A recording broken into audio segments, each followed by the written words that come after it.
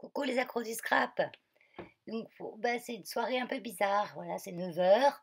Il y a une demi-heure, à peu près, on a eu un grand flash dans la rue, ça sentait le cramé, donc comme si des gamins avaient balancé des pétards.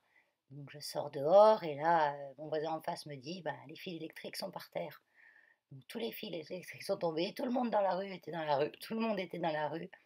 Bah, je lui dis: «Moi j'ai du courant, je suis la seule à avoir du courant dans la rue». En fait, tout a cassé en dessous mon fil électrique. Donc j'ai de la chance pour le moment, mais je pense que j'aurai pas du courant bien longtemps, qu'ils vont sûrement tout couper pour réparer. On ne sait pas ce qui s'est passé. Ça fait quelques jours déjà qu'on a des petites tensions électriques bizarres, les ampoules qui clignotent. Heu, un peu plus bas, il y a eu des pannes de courant, mais quelques jours, je vous dis quelques semaines même, hein. Heu, sans trop qu'on s'inquiète et puis on se dit: «Bon, c'est rien quoi, une petite surtension, des petites choses, ça arrive». Et bah, là, ça le fait pas mal ce soir. Bon, j'avais mon PC portable sur lequel, j'ai mes vidéos qui est à fond de train, chargé de batterie, donc je pourrais continuer mon petit boulot pendant qu'ils font le sien. Mon petit boulot, mon petit loisir, c'est-à-dire vous présenter aujourd'hui ma famille. Voilà, je vous présente, ma famille, mes bébés chéris, mes animaux. Voilà. Allez, bah, bon visionnage les filles. Bonjour Gabi. Gabi, on va nettoyer ta cage tout à l'heure, parce qu'elle est toute sale. Maman, elle n'a pas eu le temps encore aujourd'hui. Alors, Gabi cause rarement quand je lui fixe le portable. Il cause beaucoup, beaucoup, mais tout seul. Tout seul ou quand on ne le regarde pas, en fait. C'est un grand timide, Gabi. Il aime que vivre dans sa cage. Il a peur en dehors de sa cage. On peut lui laisser ouverte, il va pas sortir, hein, tellement il a peur. Donc tous les jours, on sort sa cage sur la terrasse où il est à l'abri et il prend un peu l'air. Donc Gabi, il a 7 ans maintenant. C'est un tout jeune. Presque 8, hein, Gabi. Ah oui, presque 8, hein. Et puis là, on va aller voir Keno. Bonjour Keno. Bonjour Keno. Attends, j'enlève le drap de Gabi parce que ça tient de la place. Là, on voit rien. Donc Keno, lui, il a 6, 5 ans. 5 ans maintenant, Keno, hein. T'es un bébé encore, hein. Keno, il a 5 ans. La nuit, il a une grande cage qui fait 2 mètres de haut sur 2 mètres de long dans une pièce rien qu'à lui. Et la journée, il est dans sa grande volière. Tu dis quelque chose, Gabi, aux copinettes? Je vous le montrerai plus en entier s'il se met un peu plus loin. Donc sa volière, elle fait 6 mètres de long sur 3,50 mètres de large, je crois. Et assez haute. Qu'est-ce que tu dis, Gabi? Non, Keno. Ah, ça, c'est comme les gamins, les animaux, hein, on mélange tous les noms. C'est Keno. Dis bonjour aux copinettes. Dis coucou. Tu dis coucou. Viens, mon bébé. Non. Viens, fais câlin à la choupinette. La choupinette, c'est là-haut. Il aime bien. Ah, doucement. Je me méfie quand même, hein, parce qu'il a son petit caractère par moment. Fais câlin. Voilà. C'est grosse papate. C'est grosse papate. Il aime bien que je le porte. Ah, il essaye de me monter dessus. Voilà. Donc là, on a Keno. Maintenant, je coupe pour éviter de faire le tourner. On a Max et Lola. Donc c'est mon couple d'amoureux, hein. Donc comme ils sont tous les deux, ben ils veulent pas être avec les autres. C'est des Pionus maximiliani. Donc Max qui est à droite a 10 ans. Alors lui, je l'ai récupéré au refuge, hein. Il a été trouvé dans une boîte à chaussures dans un chemin de campagne.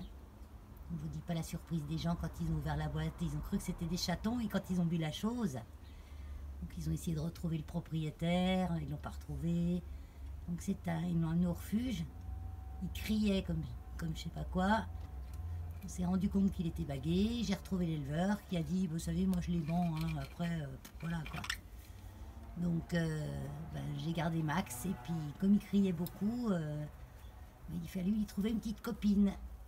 Donc on a trouvé Lola. Lola, elle a 13 ans, presque 14. Et j'espère qu'elle va vivre encore bien longtemps parce que Max, il va être perdu sans Lola. Hein, mes poussins? Donc eux, ils sont semi-sauvages, hein. Ils mangent dans ma main, mais ils ne viendraient pas se poser sur moi, hein. Et puis, si on les attrape, ils vous mordent très fort. Voilà. Alors, je coupe pour pas vous donner le tournis pour la suite de la ménage. Tilili. Donc Tilili, c'est pas un bulldog français, c'est un Boston Terrier. Non, non, Tilili, tu attends, bouge pas. Non, tu restes là, assis. Voilà. Donc Tilili, elle, je l'ai eue, elle avait 4 mois. Elle vivait dans une ferme éloignée de tout. Donc elle n'a jamais vu grand monde avant l'âge de 4 mois. Et c'était un élevage, hein, en déperdition. Assis. Elle vivait qu'avec des vieux chiens. Donc comme elle n'a pas beaucoup vu de monde avant ses 4 mois, différence entre un bulldog français et un Boston Terrier, les oreilles. Donc vous voyez, les oreilles sont pointues. Et la Tilili, elle fait 6 kilos et elle mesure 30 cm. Donc avant Tilili, j'avais Lily, un dog allemand. Donc ça change de gabarit. Et là, on a mon foufou. Ah bah, alors, ma petite tornade. Helios. Voilà. Helios, attends. Et puis là, il a la balle, il veut jouer. Helios, c'est un chien que j'ai récupéré au refuge, qui était amené à l'âge de 2 ans et demi, presque 3 ans. Il vivait dans un garage. C'était un chien de travail, un chien de sécurité. Il est resté 1 an au refuge. Il m'a fallu 1 an pour lui faire admettre qu'il ne fallait pas bouffer tout ce qu'il trouve. Surtout pas moi. Donc il a 9 ans maintenant, hein. Il est toujours très très protecteur, à part moi et mon mari, personne ne rentre dans la maison, hein. C'est un gardien hors pair. Mais bon, c'était son travail, il a été éduqué pour ça. Assis, Helios. Assis, pas bouger. Voilà. Donc mon yo-yo, c'est ma petite Evie qui s'entendent super bien. Hein. C'est même petit Lily qui commande, vous voyez comment elle est. C'est une teigne, petit Lily. C'est une teigne. Elle veut le jouet, elle va l'embêter, mais alors lui, par contre, avec les autres chiens, c'est un amour. Autant il est mauvais avec les gens qu'il ne connaît pas, qu'avec les autres chiens, c'est un amour. Voilà, elle lui a piqué le jouet. Chez le chien, c'est toujours la femelle qui commande, hein. Donc du coup, Helios, il va chercher les lézards dans mon petit parterre. Helios, viens bébé. Voilà, prends ta balle, c'est bien bébé. Helios. Voilà, bon, je vais aller voir Alice. Alice, donc tout ça là, de là jusqu'à là-bas, ça fait au moins 15 mètres. C'est l'enclos de Alice, ma lapine. Et Alice, elle est cachée là en dessous. Coucou Alice, elle dort. Alice, je sais pas si vous allez la voir. J'essaye de vous la viser. Attendez, on va grossir un petit peu. Voilà. Donc pareil, c'est une grosse lapinette que j'avais ramenée Alice. Et puis la journée, elle est dans le cirage, hein. Alice. Parce qu'elle vit beaucoup la nuit. Donc ça, c'est l'enclos d'Alice. Donc Alice, c'est ma petite lapine que j'ai ramenée du refuge. Elle est là. Coucou Alice. Voilà, viens Alice. Alice. Voilà ma puce. Vous voyez, bon, Alice, elle est tout le temps toute sale parce qu'elle a un enclos qui fait bien au moins 15 mètres. Elle a des cabanes de partout. Je ne sais pas si on va bien voir parce que j'ai le contre-jour du soleil. Elle a des cabanes de partout, l'endroit repas. Elle est toute crassousse parce qu'elle est tout le temps en train de creuser et de tartouiller.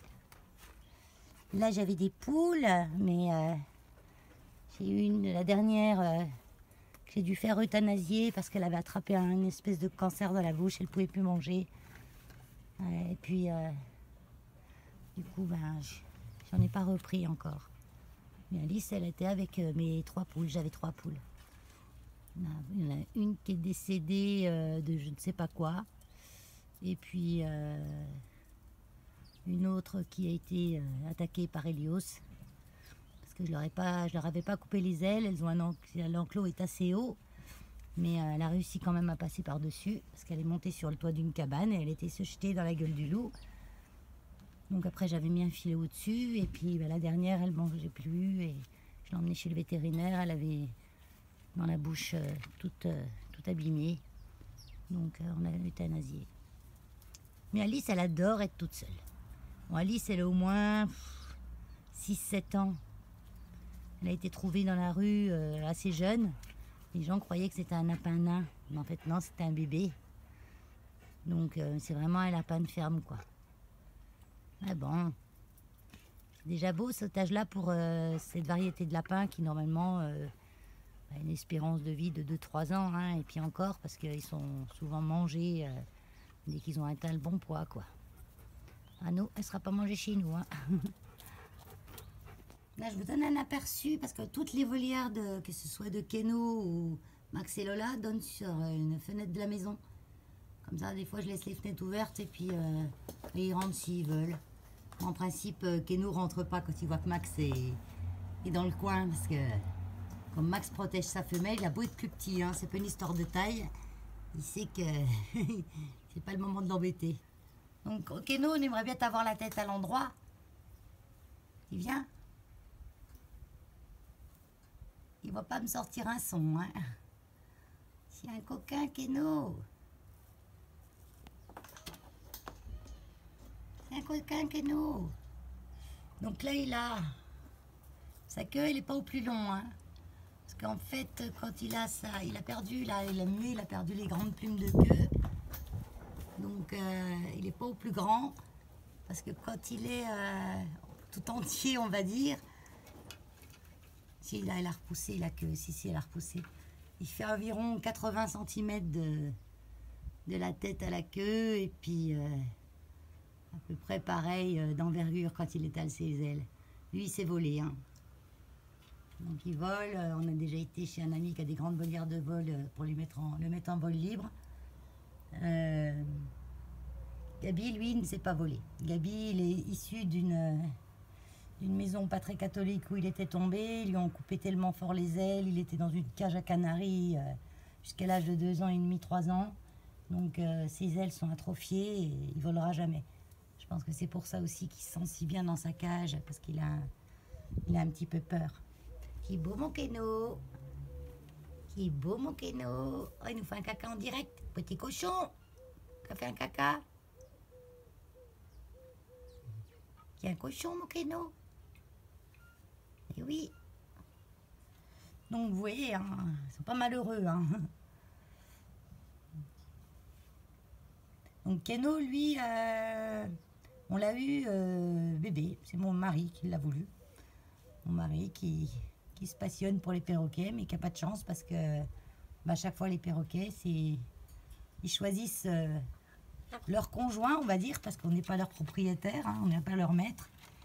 On ne commande pas un perroquet, ça ne marche pas comme ça. C'est un respect mutuel, mais c'est pas comme un chien, comme un chat. C'est un peu tout ça en même temps. C'est un demi-humain, un perroquet. Ouais. Donc, c'est moi sa conjointe, on va dire. Des fois, on s'engueule. Hein? Ouais, c'est un coquin. Voilà. Donc, on va passer maintenant aux écailles. Après les plumes, les poils, les écailles. On passe aux écailles. Donc là, j'ai un aquarium qui fait 170-180 litres, je crois. C'est des poissons amazoniens, donc eau chaude, hypersensibles, osmosés, tout ça. Donc là, on a un scalaire qui me reste de mon ancien aquarium. Il a 4 ans, il est tout seul parce qu'il veut personne de sa race avec lui.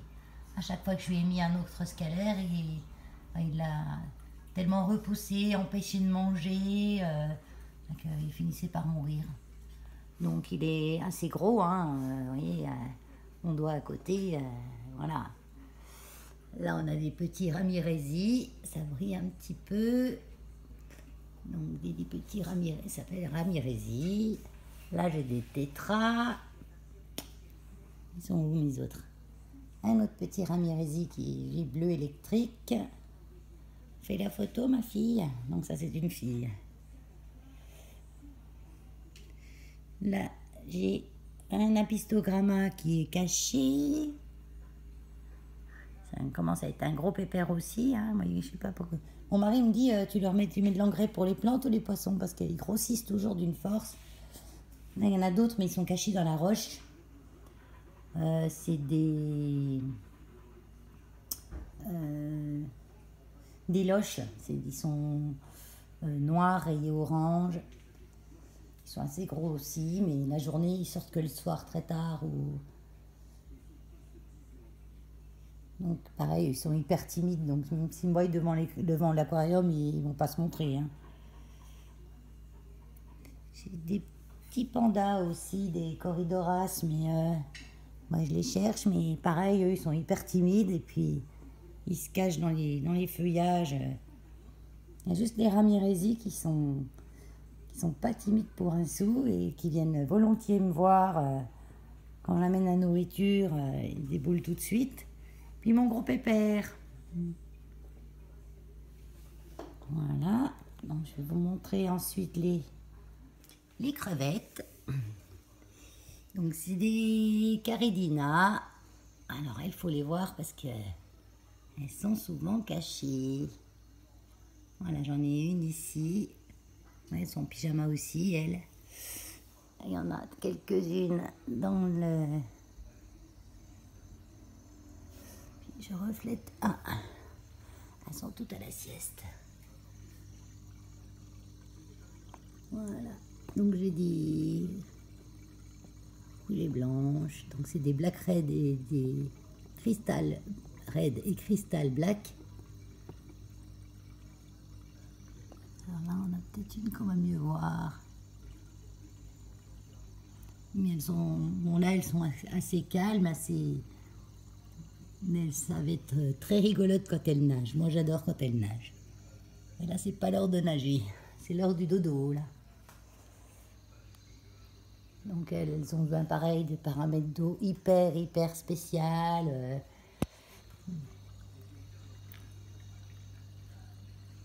Elles sont toutes dodo, là. Et moi, ça me plaît, ces petits animaux qui ont une vie sociale aussi, hein, parce que des fois, elles s'engueulent, elles se poussent, et par moments, elles vont être toutes ensemble en train de dormir, et par moments, elles vont se... Une petite là.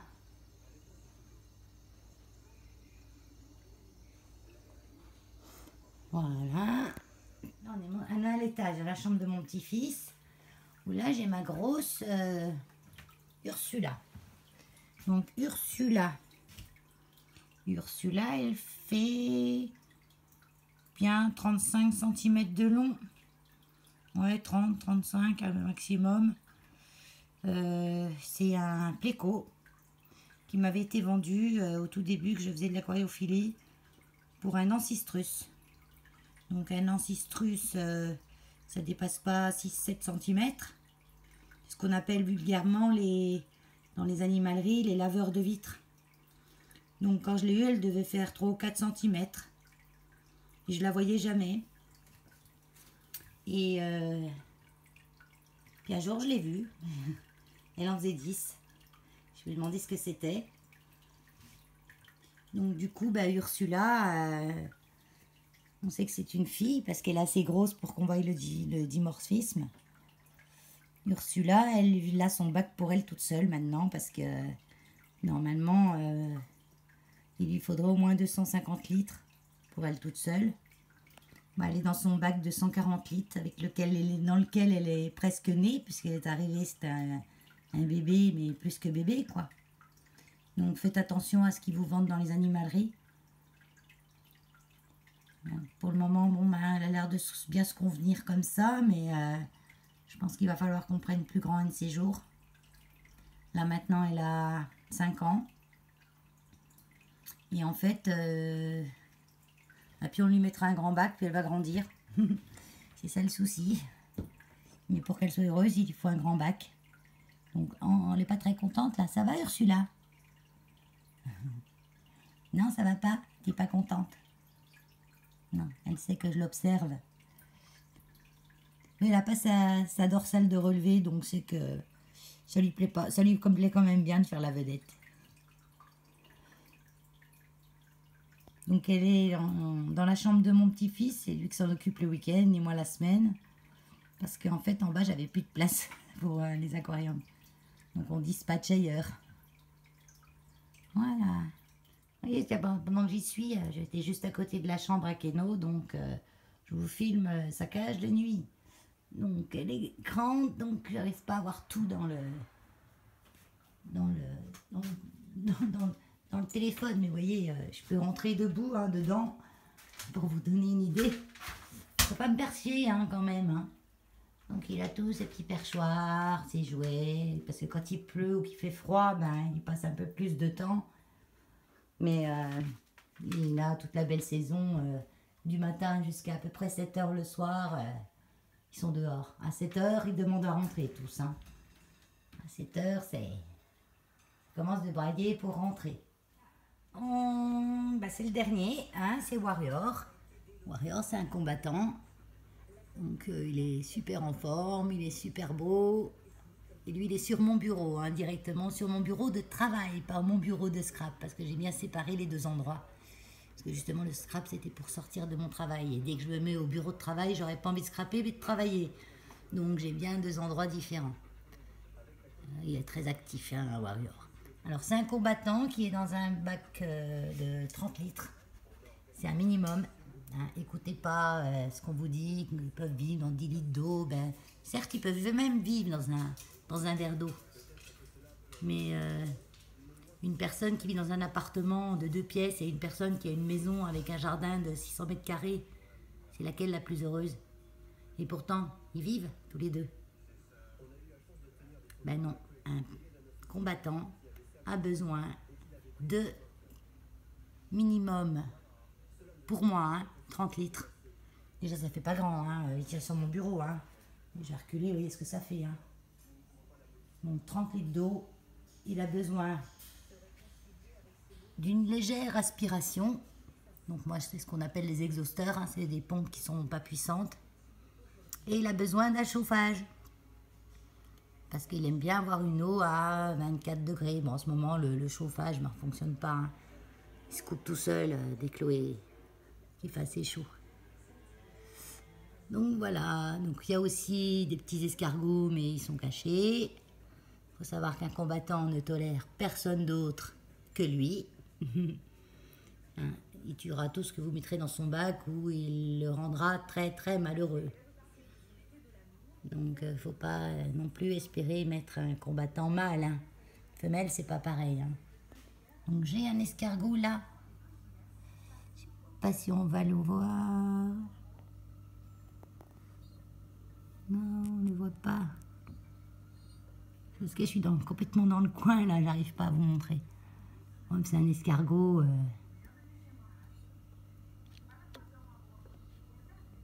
Là, voilà, il est là. Donc ça, c'est des anémantomes. C'est des escargots, tueurs d'escargots. Voilà. Donc il faut qu'il y ait que cette variété-là. Parce que dans les aquariums, on a souvent des petits escargots, vous voyez, comme ceux-ci là. Ils peuvent se développer par centaines sur les vitres de vos aquariums. Vous les attrapez souvent dans les plantes, c'est pas des désirables. Donc j'ai 3 anémantomes. Il y en a par terre qui m'y font le ménage, mais la journée souvent ils sont semi-enterrés. Il y en a encore un autre là, mais moi je le vois, mais je ne sais pas si vous allez le repérer. Et dans le bac d'Amazonien aussi, j'ai Cineretina, qu'on voit pas beaucoup, mais eux c'est plus pour le nettoyage,